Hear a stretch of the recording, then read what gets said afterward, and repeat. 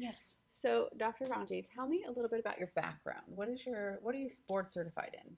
You have a few. I have quite a few. I'm board certified in anatomic and clinical pathology, hematopathology, and dermatopathology. And so, your primary job when you first started, or actually have been working in this, was it at looking at slides and kind of diagnosing cancers from that, from Correct. causative factors for the cancers. Yes, so I focused in anatomic pathology, looking at oncogenesis and the diagnostics of cancers. Okay, great.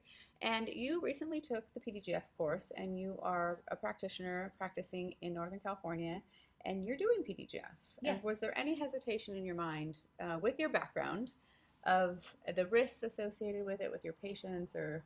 No, I don't have any concerns with related to injecting PDGF topically, superficially into patients. The main reason for that is because tumor cells need to be actually expressing the receptors for PDGF-beta of the product created by Dr. Lynch. The vast majority of tumor cells do not itself express the receptor.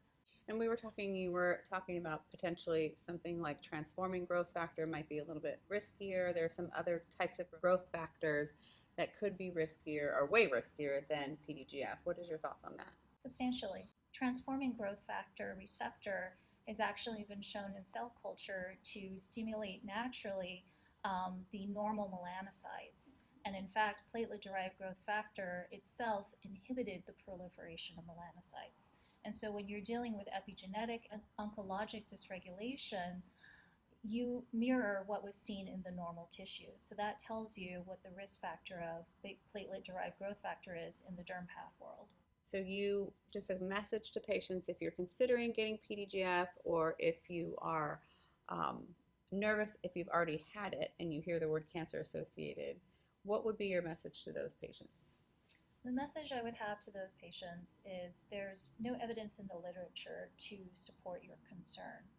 I think it is important to focus on evidence-based medicine, believe in the facts, not the social media hype, and take it from a doctor who's board certified in hematology. Yeah, I think that's really great advice, and hopefully that makes you feel more comfortable. You've got it from the source. I mean, I've done the research as well, but I think having your background and your research in cancer cells is really fascinating that you're a practitioner that's chosen to look at all the research, look at the techniques, and look at the product and decide to inject it herself into her own patients. I think that says a lot. So thank you for sharing that. Thank you.